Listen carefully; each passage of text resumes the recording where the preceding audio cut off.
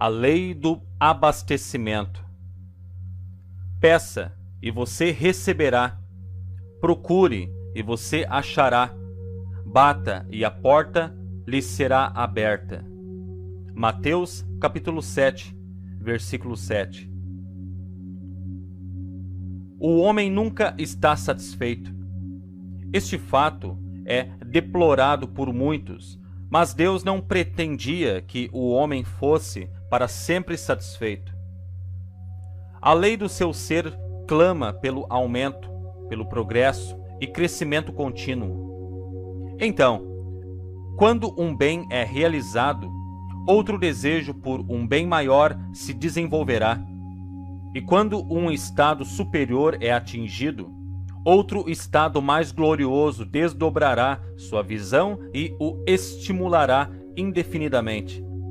Por isso, o avanço da vida é a verdadeira vida, a vida que Deus pretendia que o homem vivesse. A lei do bem é universal, porque não estamos todos buscando o bom de alguma forma ou de outra? Tanto a ciência como a lógica declaram que o universo é preenchido com a substância essencial de todo bem imaginável que o homem pode imaginar, e que ele tem direito a um suprimento completo e crescente de todo e qualquer bem que ele possa necessitar ou desejar. Acreditamos, portanto, que é certo e bom para o homem procurar satisfazer todos os seus desejos e ambições que são bons e puros.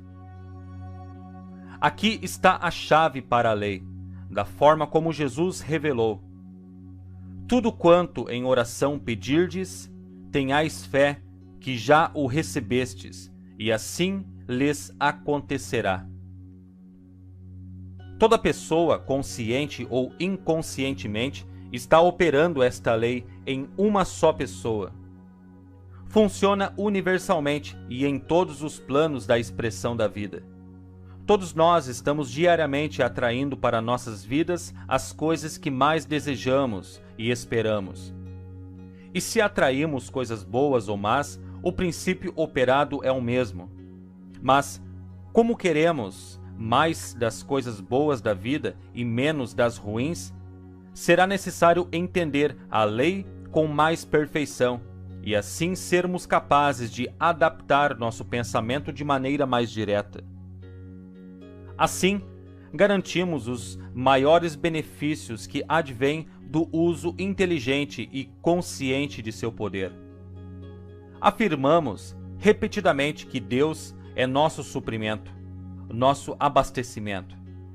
E se pensamos um momento e rastreamos nosso suprimento de volta à sua fonte, concordamos que a afirmação é verdadeira. A dificuldade de alguns é que eles podem mais facilmente olhar para a criação como fonte de sua substância do que para o Criador dessa fonte. A maioria não acredita realmente que Deus é a fonte de nossa substância. Tentamos pensar que é verdade e, teoricamente, podemos aceitá-lo, mas há uma incerteza. É difícil para alguns acreditar em algo que não vem. É muito mais fácil acreditar no que vemos. Agora, se pudermos ver muito sobre nós, estamos dispostos a acreditar e aproveitar, mas depois, como somos capazes de acreditar na abundância do bem, então a veremos e desfrutaremos. Assim, no início, a questão é: o que vem primeiro, ver ou acreditar? Ao estudarmos os fatos, aprenderemos que o último vem em primeiro lugar. Precisamos primeiro crer, acreditar, e a lei é baseada em nossa crença, que por sua vez determina nossa visão. As pessoas uma certa vez acreditavam em magia. Uma vez eles pensaram que coisas materiais poderiam aparecer do nada e do absoluto zero. Eles também acreditavam que as coisas poderiam desaparecer do nada. A ciência refutou há muito essa ideia e provou que essa magia é impossível. Exceto quando isso é feito através de algum truque de química, algum truque ou ilusão de ótica. A substância pode ser convertida, transmutada e modificada de muitas maneiras, mas nunca pode ser destruída. Por exemplo, se plantarmos uma semente no solo, ela brotará e se tornará uma árvore. A cada ano, a árvore trará folhas na primavera e as derramará no outono. As folhas caem para a terra e tornam-se uma parte do solo fértil. A árvore vive por 100 anos, morre, cai na terra e se deteriora. Esta madeira, decompondo-se lentamente, se tornará parte da terra e é endurecida em turfa e carvão. O carvão é extraído e trazido para casa como combustível. Quando o carvão é consumido pelo fogo e queimado em cinzas, as unidades de calor jogadas fora são usadas para aquecer a casa. As cinzas são novamente lançadas sobre a terra, fornecendo alimento para o solo, que finalmente nutre outra semente e faz com que ela brote e se torne no tempo certo outra grande árvore. Seguindo o ciclo das substâncias de uma árvore, nós a achamos mudando de forma muitas vezes. Nós a vemos liberando gases, unidades de calor, produtos químicos de muitos tipos, e ainda assim, se fosse possível medir com precisão, descobriríamos que nem uma pequena parte foi perdida.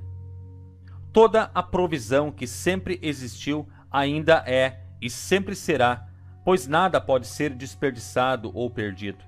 Nunca pode haver falta de oferta. Algumas pessoas não enxergam a abundância ao seu redor e não apreciam as mesmas. É uma evidência de que elas não entendem ou não aplicam a lei. Em sua cegueira, eles dizem que muita coisa não existe e que, como sua visão é limitada, estão certos, em parte, pelo fato de sua limitada percepção. Mas quando eles aprendem a enxergar com a mente, eles perceberão de maneira diferente. Há uma fase da lei conhecida como oferta e demanda, que é encontrada em todos os departamentos da vida. Tempos atrás, Thomas Edison recorreu ao uso da oferta e demanda quando inventou a primeira luz elétrica. Quando sua lâmpada de carbono foi trazida para o povo como um novo tipo de iluminação, muito superior a qualquer método então conhecido, eles a aceitaram prontamente? Muitos acharam isso ridículo e muito caro. Eles estavam usando velas, lâmpadas a óleo e uma pequena porcentagem de lâmpadas a gás. Assim, muito tempo se passou antes que o público fosse educado para as vantagens da eletricidade sobre os velhos modos de luz, calor e energia. Somente quando as pessoas se convenceram das vantagens desse novo poder, elas investiram em seu futuro.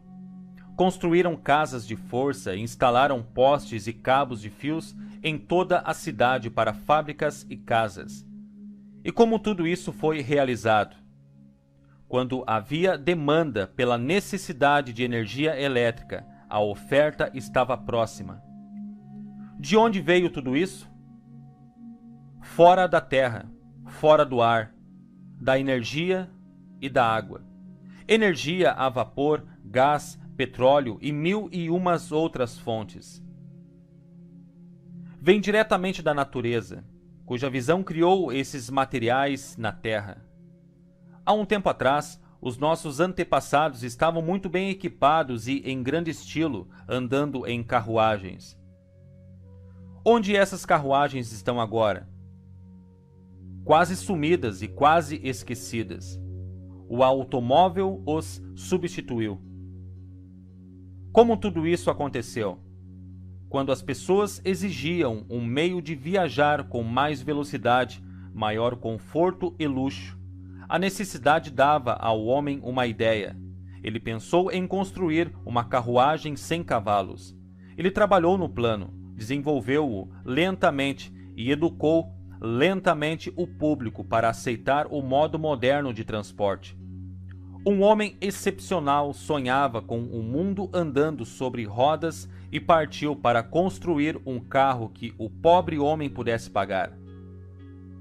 Hoje, o automóvel se tornou um fator tão importante na vida do homem que nos perguntamos como poderíamos ter progredido sem ele. Você vê, sempre que o homem precisou de uma certa coisa na vida, uma ideia lhe foi dada pela primeira vez em mente. Ele foi inspirado a desenvolver a ideia e depois materializá-la, convertendo um pedaço de lama ou metal em uma forma utilizável. Por que as pessoas viviam tão contentes com o cavalo e a carruagem e não gostavam do automóvel? Porque eles não podiam imaginar isso. Suas mentes não foram treinadas para exigir tal coisa. O fornecimento estava disponível para construir uma máquina desse tipo? Havia tanto suprimento quanto há agora. De fato, a oferta sempre existiu desde o começo. Assim, não foi culpa de Deus que o carro tenha chegado tão tarde à necessidade do homem. Onde não há demanda, não haverá evidência de suprimento. Nossos pais, que tinham uma consciência limitada, a carruagem de tração animal, não conseguiam atrair o novo modo de viajar até que pudessem ampliar suas mentes para conceber a necessidade do automóvel. O segredo da lei está na consciência de alguém. A vida de um homem não consiste na abundância das coisas que ele possui, mas na consciência daquilo que ele possui. O homem possui o mundo inteiro e toda a sua riqueza, mas só é capaz de desfrutar do que sua consciência lhe permite discernir. Em algum lugar eu li a história de um homem que vivia fora de Pittsburgh e operava uma pequena fazenda de laticínios. Dia após dia, ele trabalhou incansavelmente para ganhar uma vida pobre para si e para sua família. Um dia, vários homens que estavam examinando algumas terras próximas atravessaram seu pasto. Quando atravessavam uma corrente de água que corria pelo campo, o fazendeiro notou que pararam, abaixando-se e estudando o lodo e a espuma que se acumulavam contra a firme passarela que ele havia colocado ali. Um homem pegou um copo de água na mão e aparentemente bebeu. Outro coletou um pouco de água em uma cantina que ele carregava preso a uma fivela no cinto. O fazendeiro ficou perplexo e imaginou por que alguém deveria estar interessado nessas coisas. Até o gado não gostava daquilo, pois empurravam a mesma para beber a água limpa. Algumas semanas depois, um homem ligou e ofereceu-lhe um preço fabuloso pela fazenda. Ora, o homem deve estar louco, pensou ele. Ele estava alegre com as perspectivas de obter tal valor e prontamente vendeu a fazenda.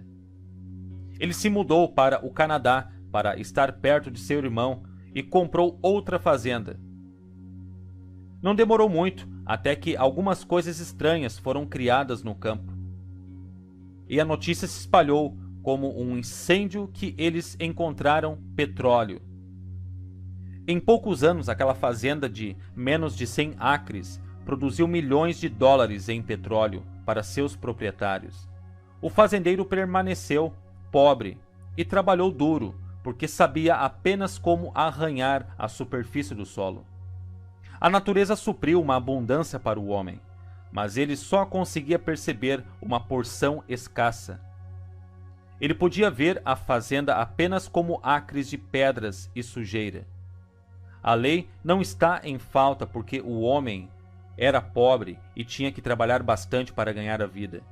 O homem será sempre pobre, desde que exija da vida uma vida escassa e veja nela uma luta, fadiga, dificuldades e limitações.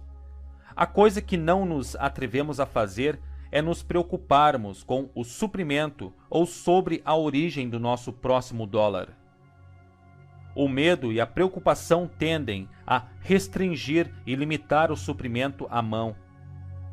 Eles tendem a fechar o fluxo da substância, seja esse fluxo pequeno ou grande. Em vez de nos libertar da limitação, em vez de melhorar nossas condições ou aumentar nosso suprimento, nos arrastamos mais fundo nas agonias da dúvida e do medo. Em vez de esperar mais para seguir, nos tornamos tensos e ansiosos, o que aumenta nosso medo e nos traz mais do menos.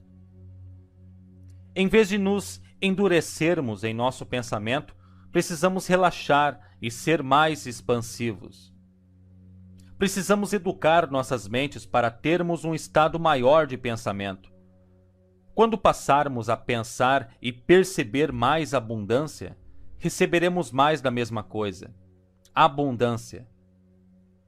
Isso não significa que o engenheiro esteja destinado a ser rico, enquanto o agricultor permaneça pobre. Existem engenheiros pobres e fazendeiros ricos. Não é a vocação que determina as riquezas, mas as exigências que fazemos das nossas vocações que determinam as riquezas. Somos capazes de pensar e perceber mais abundância do que já temos. Fazendo isso, não apenas expandiremos nosso pensamento, mas receberemos mais abundantemente. Este é o princípio básico da lei. O ímã não foi carregado de si mesmo, mas teve que ser carregado com uma energia elétrica por alguém que entendesse a operação. Um ímã nas mãos de um homem não treinado seria pouco mudado, mas aos cuidados de um engenheiro treinado, ele poderia se tornar uma forte força de atração e fazer um grande bem. Da mesma forma, o ímã mental de uma pessoa pode ser estimulado para ter uma forte força de atração. E se for possível obter a ajuda de alguém que já tenha uma compreensão plena da lei e possa lhe ajudar a compreendê-la, já é um bom começo. É claro que o ímã da mente pode ser carregado de pensamentos construtivos, mas levará algum tempo para que eles sejam eficazes. E o aluno que não tem perseverança pode facilmente desanimar antes que o trabalho seja realizado. Eu sempre defendo a ideia de que é melhor ter um bom começo, quando possível, obtendo ajuda, em vez de seguir o caminho mais lento e árduo da autoeducação. Então, o estudante, sabendo que a lei funciona, poderá progredir rapidamente em seu desenvolvimento e prática. Toda a pobreza no mundo surge de uma consciência de pobreza, seja ela coletiva ou individual. Por que milhões sofrem com a falta e morrem de fome anualmente na Índia? Disseram-me que muitos deles em toda a sua vida nunca desfrutaram de uma refeição completa. Certamente não é porque a natureza subestimou a necessidade de um povo tão grande. Certamente também não é porque há falta de comida suficiente para este povo. É porque a visão deste povo se limitou a tal pobreza. Pergunte ao agricultor sobre suas colheitas.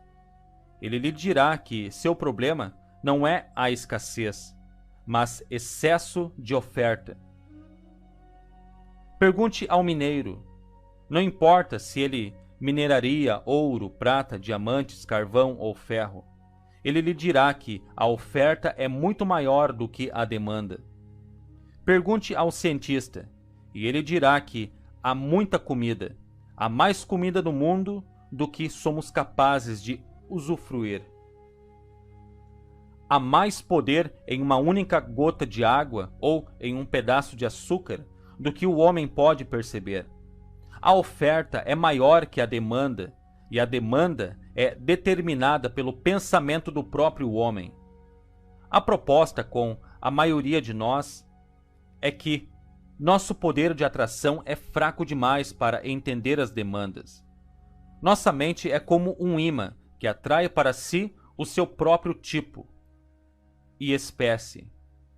Um ímã pode atrair-se em proporção ao seu poder de magnetismo que é gerado ou coletado em si mesmo. Nosso ímã mental é grandemente reduzido em força por nossas preocupações e medos, e nosso fluxo interno de bens é lentamente fechado.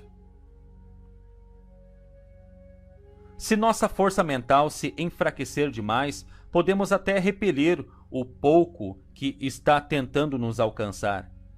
Como podemos carregar um ímã com energia elétrica para aumentar seu poder de magnetismo, nossa mente também pode ser carregada com uma energia mental que constrói um poder de atração. Como a natureza, devemos seguir uma lei natural. A natureza nunca se constrói morro abaixo, sempre para cima. Para perceber prosperidade, nós, como a natureza, não podemos realizar mágica ou milagres. Não podemos fazer saúde, felicidade ou dinheiro do nada. A natureza nos mostra como podemos converter muito ou pouco da substância disponível em um material utilizável. A substância disponível é o nosso pensamento, e nós temos que carregar nossas mentes com pensamentos construtivos. Da mesma forma que a natureza, para nós realizarmos o bem, nossos pensamentos devem estar sempre sendo conduzidos para cima, devem ser construtivos. Se, por exemplo, uma abelha zangão em uma colmeia decidisse se deitar com seus irmãos e trabalhasse pela metade, a mãe natureza concordaria e encontraria um trabalho de meio período para a abelha especial? De maneira alguma. Ela impressiona as outras abelhas que estão trabalhando duro para coletar o mel e encher a colmeia, para enviar seus soldados até o zangão. A mesma é jogada para fora e picada até a morte. A natureza destrói uma abelha preguiçosa. Se os pensamentos entram em nossas mentes e os mesmos não usam sua força total, então não são pensamentos positivos. E assim como a natureza, devemos cumprir a lei e destruí-los. Não podemos ousar dar regalias a meias verdades ou a pensamentos preguiçosos para que não enfraqueça nosso poder de atração e recepção. Este momento e local é um excelente lugar para começarmos com um inventário. Nós devemos filtrar nossos pensamentos cuidadosamente para separar os pensamentos fortes dos pensamentos preguiçosos. Os pensamentos preguiçosos e fracos devem ser expulsos e destruídos. Tem de haver recusa em aceitá-los por mais tempo. Então devemos guardar cuidadosamente cada pensamento para que os pensamentos fracos não possam inconscientemente ou conscientemente escapar para brincar de destruir os outros que estão tentando fazer o bem. Um homem chegou a mim um dia no final do outono e expressou seus medos relativos ao seu trabalho. Ele trabalhava há muitos anos em um hotel que pela primeira vez havia sentido os efeitos de uma temporada muito fraca. Dizia-se que a gerência iria fechar a casa e soltar os empregados até a primavera. Ele disse: "Eu sinto que essas pessoas sabem que haverá um desligamento. Elas estão no escritório do gerente. O que você acha que eu posso fazer sobre isso?" Então eu respondi: "Só há uma coisa que você pode fazer. Volte para o seu trabalho e realize a lei. Se a lei determinar o seu suprimento e posição, então ninguém, exceto a lei, poderá mudar isso para você. Se você perceber isso e manter isso em mente, eu o ajudarei a manter a lei. Se a lei tiver outra posição para você, haverá uma porta aberta antes que esta possa se fechar. Volte para o seu trabalho e ignore os rumores, deixe os outros temerem e se preocuparem, mas não se deixe ficar abatido. Para provar sua fé ou confiança na lei, prepare-se para continuar e espere que seu trabalho aumente e melhore. Ele voltou e fez o que lhe foi dito. Quando os rumores se transformaram em realidade, ele manteve firmemente o pensamento de aumentar o trabalho e os negócios. Assim, ele foi mantido durante os tempos de folga. Ele foi mantido no escritório para cuidar dos negócios e, devido ao aumento do trabalho e da responsabilidade que lhe foi confiada, recebeu um aumento de salário. Se ele tivesse autorizado os medos e pensamentos de perda e falta, ele teria sofrido como o restante dos que foram demitidos. Isso está de acordo com a lei, e a lei não faz acepção de pessoas. Se ele permitisse que seus pensamentos para o bem se tornassem adulterados com pensamentos de falta, ele teria enfraquecido seu imã mental. Ele não poderia ter atraído mais do que sua mente era capaz de receber. Não importa o quanto oramos ou quão alto oramos, nossas orações só podem ser respondidas enquanto trabalhamos a lei. A lei nos servirá na mesma proporção de quão bem nós a servimos. Robert Kuller, em um de seus livros, fala de um incidente que aconteceu em Chicago. Um jovem, no elevador de uma grande casa de negócios, fez a seguinte pergunta: qual é a sua religião? Ele prontamente respondeu, para a surpresa dos outros, que sua religião era Sears, Roebuck Company. Ele é um dos executivos dessa mesma empresa hoje. Por quê? Ele trabalhou a lei do abastecimento, onde ele pensava apenas em termos relevantes aos seus interesses. O sucesso de sua empresa foi seu sucesso. Seu interesse concertado permitiu-lhe tornar-se parte da empresa. Hoje, ele tem um bom assento, um escritório bonito e um ótimo salário. Assim como o jovem, seu único pensamento deve ser abundância. Como a abundância e o abastecimento são um, então, para usar a lei, você deve pensar em suprir, abastecer, falando e suprindo a vida com todo o pensamento de abundância. Mantenha seus pensamentos tão ocupados com ideias de abundância que todo e qualquer pensamento preguiçoso de falta ou perda será destruído. Lembre-se de não confundir dinheiro com suprimentos. O dinheiro é apenas um dos inumerosos meios de suprimento. O dinheiro não é a raiz de todo o mal, mas o amor ao dinheiro é. Se você se concentrar apenas no dinheiro e usar todos os meios para acumulá-lo, estará forçando a lei a fechar outro bem. Se você se concentrar em uma parte e não no todo, você terá apenas uma pequena parte. Se você se concentrar no todo, desfrutará da abundância do todo. Eu conheci um homem que determinou cedo em sua vida para se concentrar em acumular dinheiro. Ele alcançou sua ambição e se tornou um homem muito influente em sua cidade. Ele confidenciou a um amigo antes de morrer dizendo: fiz tudo o que sabia para ficar rico.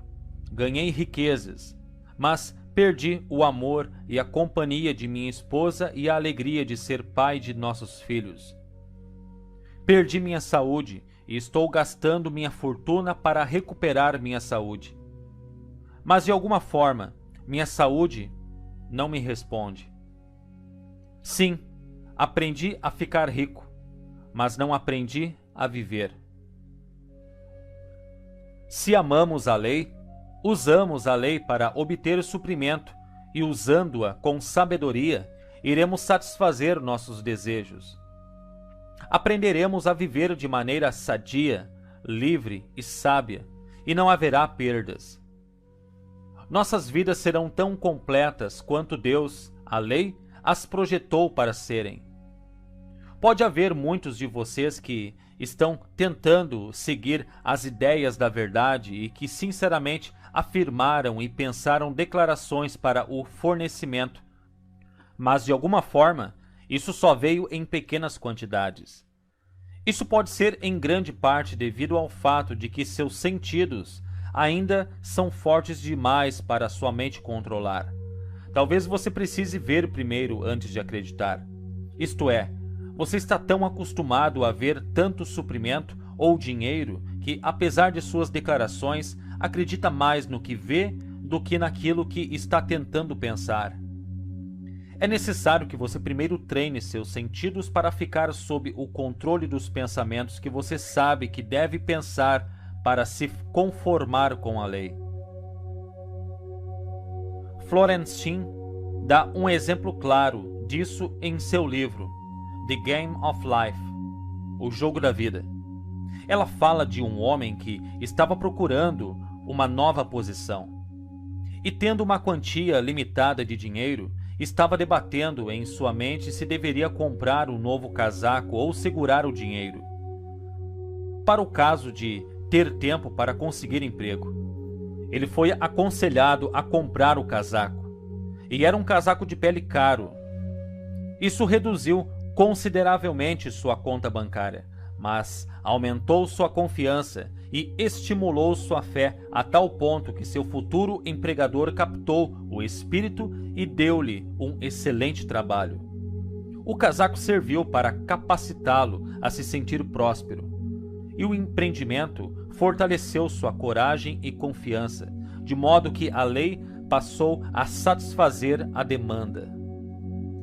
Se tal condição surge em que alguém se sente melhor por ver alguma evidência de prosperidade, então é sábio fazer aquilo que torna mais fácil para a pessoa atrair prosperidade para ele. Certamente não é útil trabalhar pela prosperidade e ver uma pilha de contas diante de você ou uma condição de limitação e miséria ao seu redor. É melhor se afastar de tal visão e ir onde a visão está mais de acordo com o desejo da mente. Quando eu desejo trabalhar para a minha prosperidade ou para a dos outros, eu tento ficar em um ambiente onde há abundância e beleza e onde as pessoas ao meu redor não estão em situação limitada. Portanto, seguimos dizendo que você pode constantemente atrair em sua vida toda e qualquer forma de bem que você realmente deseja, pois é a vontade de Deus que você desfrute de todo o bem que promova felicidade e progresso. Todo desejo é uma expressão da vontade, enquanto esperar o bem é exigir bem, de modo que ambos são necessários para atrair a oferta. Portanto, busque ajustar seu desejo com o plano de Deus, que é a lei, e espere que todo o bem lhe alcance. Fazendo isso, nada além do bem poderá vir. A abundância de tudo que é bom é necessário. É a herança natural de todo homem, mulher e criança. Essa é uma verdade da vida. É errado alguém habitar na pobreza quando existe abundância para todos. É errado que um membro da família humana acumule vasta riqueza à custa de seu semelhante. É errado habitar em condições de guerra e caos quando a paz pode prevalecer. É errado os fortes se aproveitarem dos fracos. É errado viver a escassez quando podemos ter qualquer coisa que possa ser essencial para promover o bem-estar e a felicidade do indivíduo. Então, o que quer que seja que não ofereça satisfação, harmonia, crescimento e aumento é anormal. A natureza originalmente pretendia que as reais necessidades do homem fossem supridas adequadamente. A natureza é produtora de bênçãos, que ela dá livremente à humanidade, sempre produzindo todas as coisas para um propósito bom e útil. Todo indivíduo, portanto, tem um direito natural a um suprimento completo de todo bem que possa usar ou usufruir. No entanto, O homem aprendeu a usar e a depender de meios artificiais para conseguir seu suprimento. Perdeu de vista a verdade básica sobre a qual esta lição se baseia. No início, vamos perceber que o mundo material em que vivemos é uma esfera de efeitos e que, por trás desses efeitos, existe um mundo de causas. Então reconheça que, quando você deseja algum efeito particular, é porque esse bem específico já existe na esfera de causas. Então reconheça que quando você deseja algum efeito particular, esse desejo é uma aparência de uma causa subjacente. Este é o princípio sobre o qual nossa definição da lei do abastecimento é baseada. E quando você aprender a operá-lo da maneira apropriada, você será capaz de atrair mais e mais coisas boas para a sua vida. Não importa a forma do bem que você possa precisar ou desejar. Em todo mundo é um princípio do bem onipotente. Cada pensamento do bem é uma semente para a produção do bem. Você tem o direito de se apropriar e usar todo o bem que quiser. E quanto mais bem você percebe e desfruta, mais você vive em verdadeiro acordo com o propósito desse espírito de bondade sempre presente. Aprenda a entender como explorar a fonte de todo abastecimento, pois não há limite para o bem, e todo o bem pode ser desenvolvido e desfrutado em sua vida. Na verdade, o homem incorpora todas as leis da natureza relativas ao seu maior bem-estar e crescimento ordenado. Portanto, ele não é separado de qualquer coisa boa que ele possa precisar para aumentar sua felicidade ou promover seu progresso. Mas se ele deve ou não possuir aquilo que ele precisa ou requer, será largamente determinado pelo uso que ele faz de sua atual dotação de inteligência e poder. Quanto mais o homem cresce no conhecimento verdadeiro e quanto mais ele usa seus poderes de formas construtivas, mais coisas boas ele criará no círculo de sua expressão, em seu próprio pequeno mundo. A Terra Prometida. Não mais vou olhar para o céu distante para o auxílio amoroso de meu Pai. Uma vez que aqui na terra seu tesouro está, e aqui está o seu reino estabelecido. Não mais através da névoa de coisas desconhecidas eu procurarei pela terra prometida, porque o tempo é o escabelo de seu trono, e eu estou dentro de sua mão. A riqueza, que é melhor que o ouro, está aqui, se eu pedir.